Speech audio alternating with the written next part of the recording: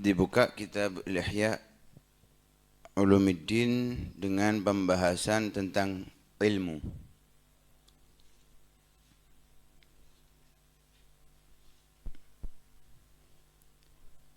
Yang pertama dibahas keutamaan ilmu dari ilmunya, mempelajarinya dan mengajarkannya. Adapun keutamaan ilmu, ayat Al-Qur'an sudah menjelaskan dengan sangat gamblang dan jelas.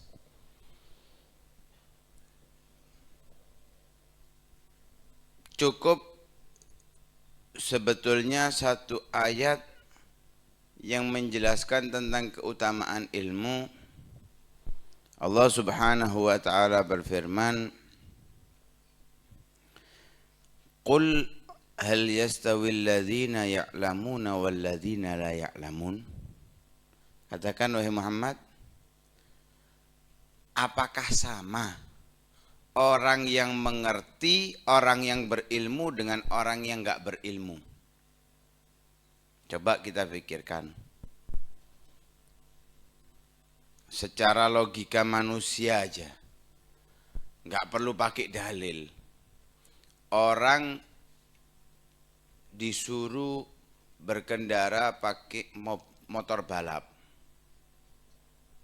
Yang satu memang pekerjaannya dia itu memang pembalap, yang satu tukang parkir. Gak usah balapan, pokoknya nyetir. Kira-kira yang jatuh itu yang biasanya pembalap apa tukang becak, tukang parkir? Hah? Pastinya yang nggak pernah, yang nggak ngerti caranya, dia akan terjatuh. Ojo ngenteni satu lap putaran. Tikungan pertama ndelosor wisan. Sing biasa balapan di embong-embong itu, kongon gawe sepeda balap. Siji setire gak podo. Karena beloknya itu bukan membelokkan setir, membanting tubuh pembalap itu. Nggak sama, tikungannya pun terlalu tajam dengan kecepatan yang sangat besar, yang sangat cepat, bisa berbelok dengan sekian rupa. Nah, karena itu nggak sama orang yang mengerti dan orang yang tidak mengerti. Dalam kehidupan dunia juga demikian. Dalam urusan ibadah juga sama. Orang sholat dengan ilmunya sholat dengan orang yang tidak memiliki ilmunya sholat, ya nggak sama. Orang yang melakukannya dengan ilmu minimal dia dikatakan sah dan kepastian ada untuk diterima itu belakangan. Minimal orang yang mengerti ilmunya. Tapi kalau nggak tahu ilmunya, sahnya aja dia nggak tahu. Apalagi diterima, sah itu nggak tahu. Tapi masya Allah terkadang itu seperti yang dikatakan rojulun layadri walayadri anahu layadri. Wes gak ngerti mana kalau dirinya itu nggak tahu. Dia nggak tahu, dia nggak ngerti hukum.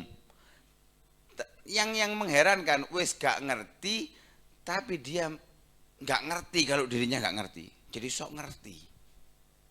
Sehingga tetap sholat seperti itu. Lek dikandani tawangkal, dalile situ tok. Mulai biyen gak ono sing ngandani aku. Gak ono kiai sing komentar koyo ngene. Ket iki wis enom komentar koyo ngono. Lho ya opo? Mungkin waktu itu kiai ini lali kate ngomongi. Saiki ket ono sing ngomongi, makane protes. Dan ini wajar, hal yang wajar, hal yang lumrah.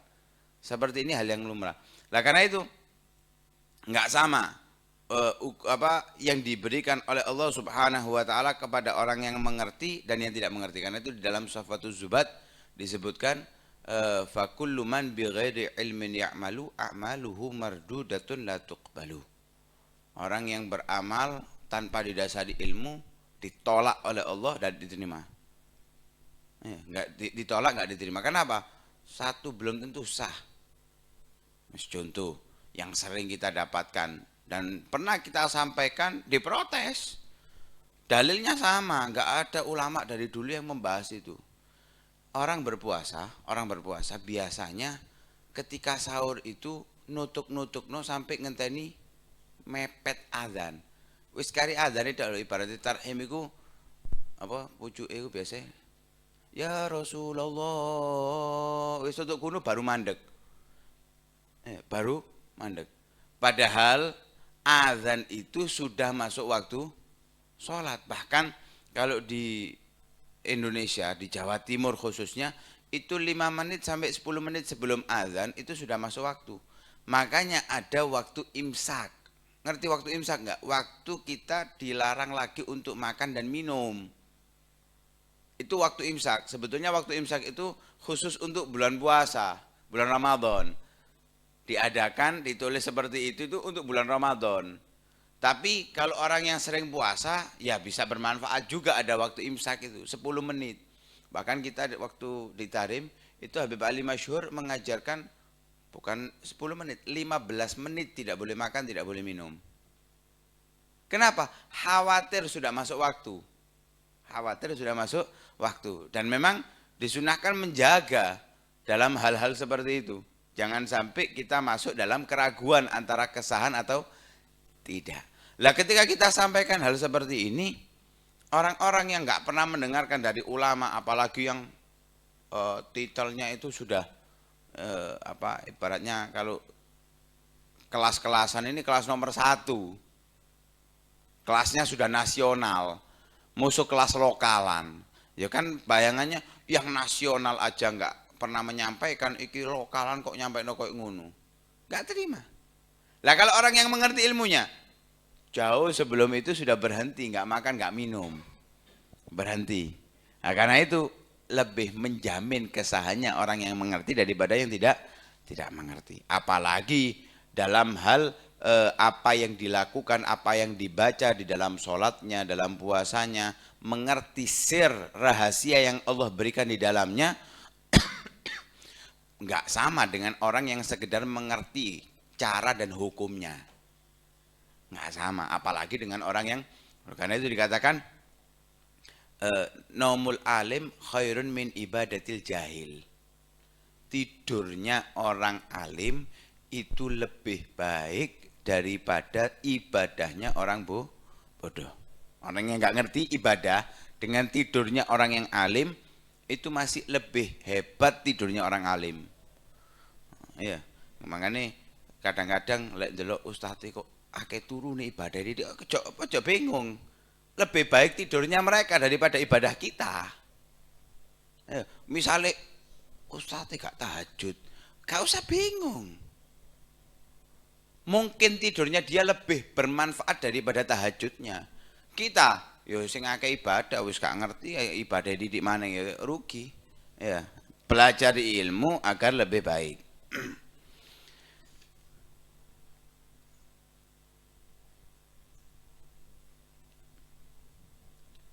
Karena itu dikatakan oleh Nabi Shallallahu Alaihi Wasallam, akrabun nasi min darajatin nubuwati ahlul ilmi wal jihad. Paling dekatnya manusia kedudukannya dengan para nabi, jadi derajatnya itu di bawah nabi, itu adalah orang-orang yang memiliki ilmu dan orang-orang yang berjihad. Kenapa? Amma ahlul ilmi fadallun nasa ala ma ja'at bihir rusul. Orang-orang yang memiliki ilmu menunjukkan pada manusia apa yang datang Rasul dengannya. Risalah dilanjutkan oleh para ulama. Nah, kalau dulu dari nabi-nabi Bani Israel itu enggak ada masih ada pengganti nabi setelahnya, dari nabi ke nabi, nabi ke nabi. Tapi ulamanya Nabi Muhammad itu seperti Nabi Bani Israel. Kenapa? Karena nggak ada nabi setelah Nabi Muhammad, sehingga penggantinya Nabi Muhammad setelahnya adalah ahlul ilmi, orang-orang yang memiliki ilmu, yang menyampaikan ilmunya Rasulullah, yang menggantikan ngajarnya Rasulullah, yang meneruskan dakwahnya Rasulullah Shallallahu Alaihi Wasallam, mengajak manusia ke dalam kebaikan seperti apa yang dilakukan oleh para nabi. Wa amma ahlul jihad, orang-orang yang berjihad, fajahadu bi asyafihim ala ma ja'at bir rusul. Mereka berjihad melawan orang-orang kafir, orang-orang yang ingin merusak agama Islam dengan pedang mereka atau senjata mereka, sesuai dengan apa yang datang Rasul Shallallahu Alaihi Wasallam dengannya, untuk menghilangkan kemungkaran dan kezaliman dan kekufuran. Nah, karena itu mereka derajatnya di bawah para nabi, derajat yang tertinggi. Dikatakan dalam ayat Al-Quran, syahidallahu annahu la ilaha illa huwa wal malaikatu wa ulul ilmi qaiman bil qist. Jadi derajatnya mereka juga disandarkan kepada nabi seperti siratal ladzina an'amta alaihim, jalan yang diberikan oleh Allah kepada mereka. Siapa mereka? Minan nabiyyin wasiddiqin wasyuhada. Dari para nabi, para siddiqin. Siapa siddiqin? Siddiqin itu orang-orang yang memiliki ilmu dan mengamalkan ilmunya sehingga mendapatkan derajat yang tertinggi di sisi Allah Subhanahu wa taala. Itu siddiq. Nah, karena itu derajat setelah kenabian adalah ahlul ilmi. Setelah ke ahlul ilmi, asyuhada, orang-orang yang meninggal dalam keadaan syahid.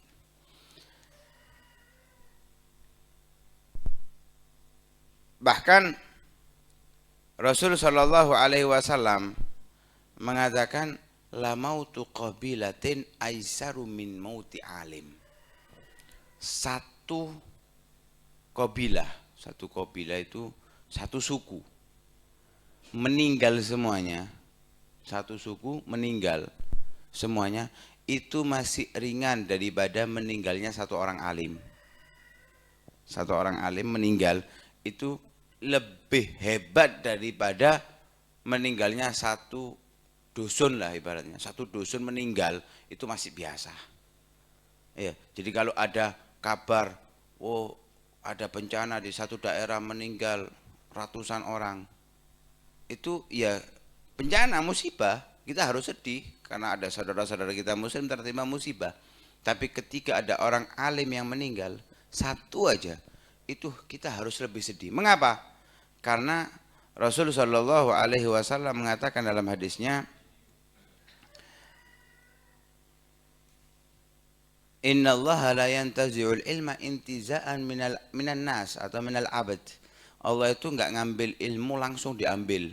Jadi orangnya alim terus tangi-tangi bodoh, enggak. Enggak mungkin. Orang alim tidur bangun langsung bodoh, enggak mungkin. Ya kecuali kena musibah, kecelakaan, amnesia, itu bisa jadi. Tapi kalau dari alim terus moro-moro gak ngerti padahal dalam keadaan sehat, enggak mungkin. Setelah diberikan oleh Allah ilmu, nggak mungkin dibuat bodoh dia. Walakin yadhhab bidhahabil ulama. Ilmu itu akan pergi, akan sirna dengan meninggalnya para ulama. Ulamanya meninggal, ilmunya hilang. Zahaba alimun zahaba bima ma'ahu minal ilmi. Sehingga yang tersisa ada orang-orang yang mereka itu terlihat alim. Terlihat alim sampai orang-orang yang ada di sekitarnya mentokohkannya, menjadikannya panutan, sehingga ketika mereka bertanya kepadanya dijawab tanpa dasar. Aftau bighairi ilmin fayadillun wa yudillun.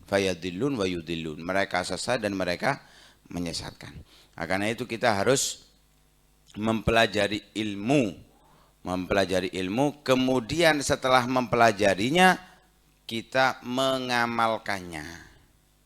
Nah, terkadang kita masya Allah hadir majelis di sana di sini, tapi kita nggak mendapatkan manfaat dari ilmu tersebut. Nggak pernah satupun ilmu yang kita dapatkan kita amalkan. Padahal tujuannya diajarkan ilmu itu untuk diamalkan. Kita hadir majelis itu bukan hanya sekedar untuk hadir, tapi untuk mendapatkan ilmu yang bisa kita amalkan ketika kita pulang.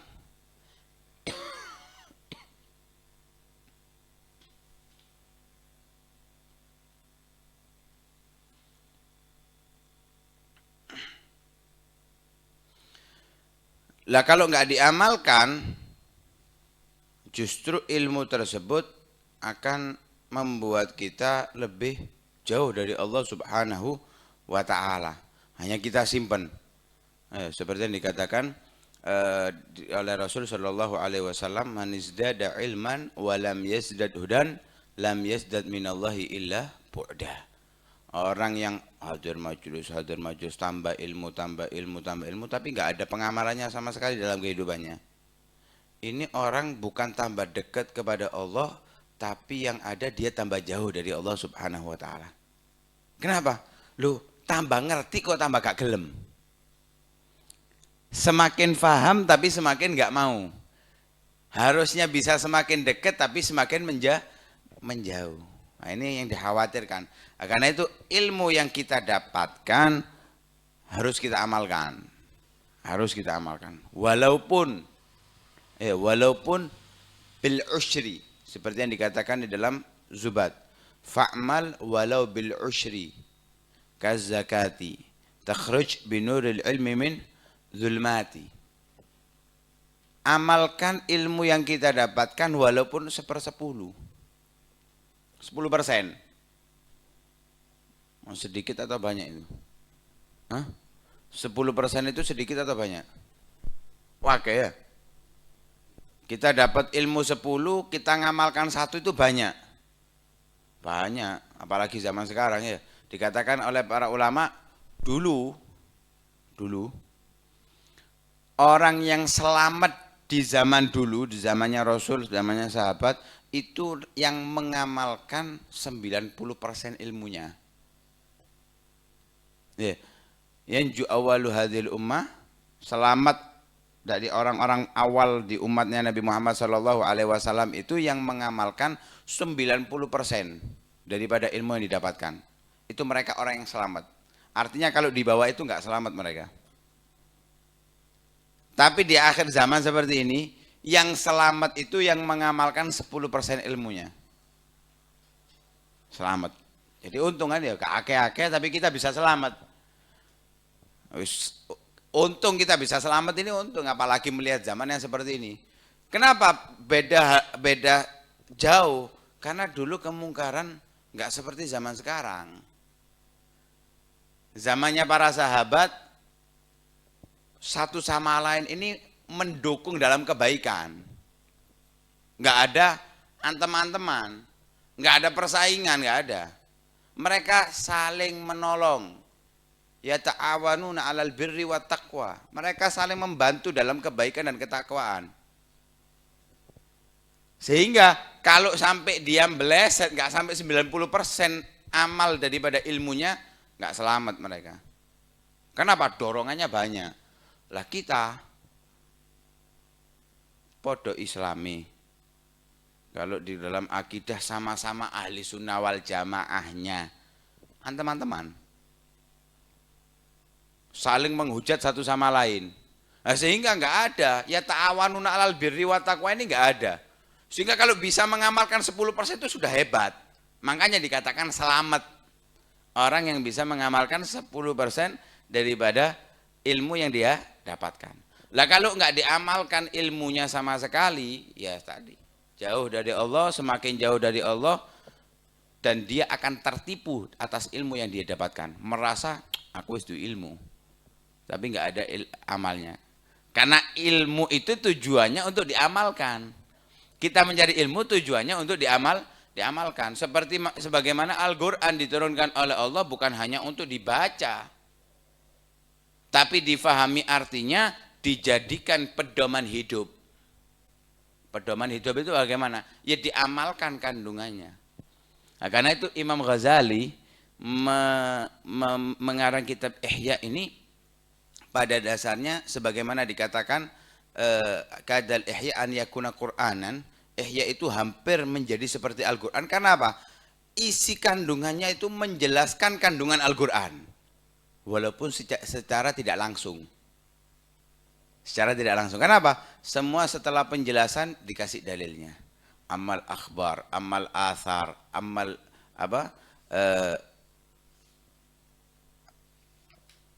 amal ayat.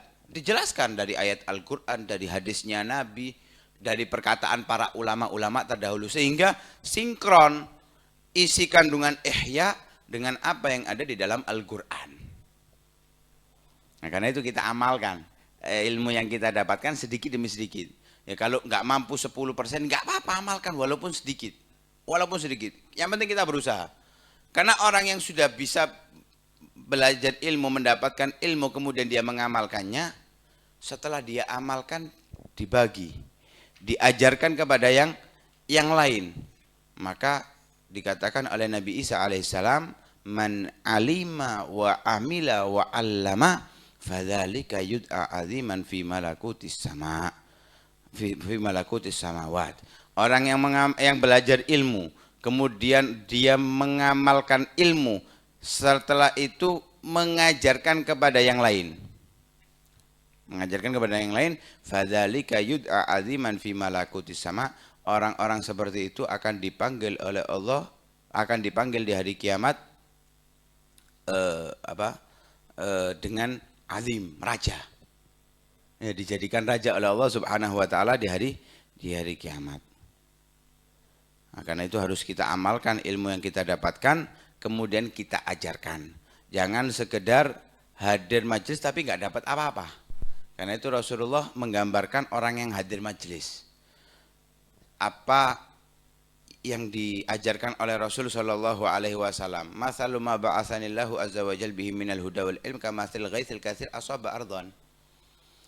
Permisalan apa yang Allah utus Nabi Muhammad dari membawa petunjuk ilmu itu seperti hujan yang turun ke satu tanah, ke bumi. Kalau memang buminya itu bersih, bisa menyerap subur, dia bisa menerima air, kemudian menumbuhkan rumput-rumput. Selain dia mendapatkan manfaatnya hujan, dia memberikan manfaat kepada yang lain, sehingga ada hewan yang makan. Sebab adanya dia. Dia mengambil manfaat untuk dirinya dan memberikan manfaat kepada orang lain. Ada yang model kedua, dia nggak bisa menyerap air, tapi bisa menandon air. Dia nggak bisa mendapatkan manfaat dari ilmunya, tapi dia bisa memberikan manfaat dengan ilmu yang dia dapatkan. Itu ilmu, tapi nggak diamalkan, di-share tok. Nge-share ahli, masya Allah, setiap saat share ilmu, amal kau no. Tapi masih mending. Dia gak bisa bermanfaat untuk dirinya, tapi bermanfaat orang-orang, walaupun ada ancaman ya. Walaupun ada ancaman, kabura maqtan indallahi an taqulu ma la taf'alun.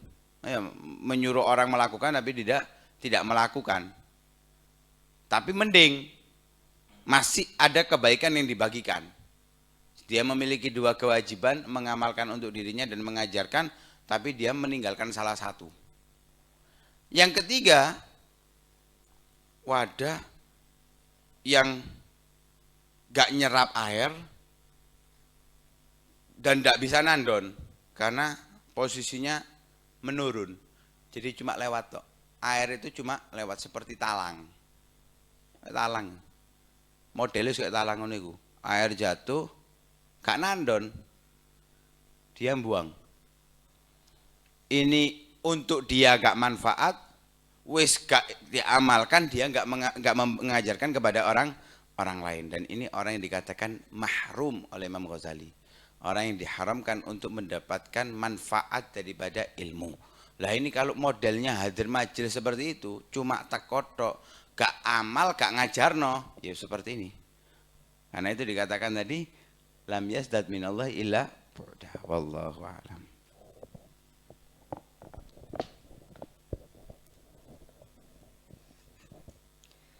سقت كغواد الصحب ربع الأحبة فكم بك من خود وكم من خريدة وهيفاء مثل الغسر نهه الصبا وغرتها كالبدر تهتد جناتي وثغر به در وجيد ممسك وصدر به من لؤلؤ كل درتي وغانية بالحسن تحسب أنها من القاصرات الساكنات بجناتي سبتني بأخلاق وخلق مبارك لطيف كأنفاس السحير الذكيات وريت بها والحمد لله وحده على كل إحسان علي ونعمتي ونسأله التوفيق والعفو والرضا وأن يتوفانا على خير ملتي على ملة الإسلام دين محمد نبي الهدى المختار ختم النبوات على ملة الإسلام دين محمد نبي الهدى المختار ختم النبوات عليه صلاة الله ما هبت الصبا وما غردت ورقا على حسن دوحاتي والحمد لله رب العالمين صلاة على أسعد مخلوقات سيدنا محمد وعلى آله وصحبه وسلم عدد معلوماتك ومداد كلماتك كلما ذكرك وذكر الذاكرون وغفل عن ذكرك وذكره الغافلون اللهم صل أفضل الصلاة على أسعد مخلوقاتك سيدنا محمد وعلى آله وصحبه وسلم عدد معلوماتك ومداد كلماتك كلما ذكرك وذكر الذاكرون وغفل عن ذكرك وذكره الغافلون اللهم صل أفضل صلاة على أسعد مخلوقاتك سيدنا محمد وعلى آله وصحبه وسلم عدد معلوماتك ومداد كلماتك كلما ذكرك وذكر الذاكرون وغفل عن ذكرك وذكر الغافلون ربنا انفعنا بما علمتنا رب علمنا الذي ينفعنا رب فكهنا وفكه أهلنا وقرابات لنا في ديننا مع أهل الكتر أنثى وذكر ربي وفقنا ووفقكم لما ترتدي قولا وفعلا كرما حلالا دائما وأخلا أتقيا علماء نهضى بالخير ونكفى كل شر ربنا واصلح لنا كل شؤون وأكر بالرضا منك العيون واقض عنا ربنا كل الديون قبل أن تأتينا رسل منون واغفر واسر أنت أكرم من ستر وصلاة الله تنشى المصطفى من إلى الحق دعانا والوفاء بكتاب في للناس شفاء وعلى الآل الكرام شرفاء وعلى صحب المصابيح الغرار اللهم اهدنا بهداك واجعلنا ممن يسار في رضاك ولا تولنا وليا سواك ولا تجعلنا ممن خالف أمرك وأصاك وحسبنا الله ونعم الوكيل ولا حول ولا قوة إلا بالله العلي العظيم اللهم صل وسلم على سيدنا محمد مفتاح باب رحمة الله عدد ما في علم الله صلاة وسلاما دائمين بدوام ملك الله وعلى آله وصحبه اللهم اجعل في طاعتك فرحي وسروري وفي مرضاتك جميع أموري يا عالم بحالاتي ومطلع على سرائر ونياتي اقضي جميع حاجاتي واغفر ذنوبي وسيئاتي وتجاوز عن خطيئاتي وزلاتي وتقبل جميع حسناتي وسامحني فيما مضى وما يأتي واكتبني في ديوان ساداتي واسلك بسبيل نجاتي في حياتي ومماتي اللهم إني طامع في عطاك راغب في رضاك مستسلم لقضاك فاكتبني من أوليائك واسلك بسبيل هداك وألحقني بأسفياك اللهم سلني بمن يوصلني إليك واجمعني بمن يجمعني عليك وسلم من الأعمال الصالحة ما يجيب الأجل فلا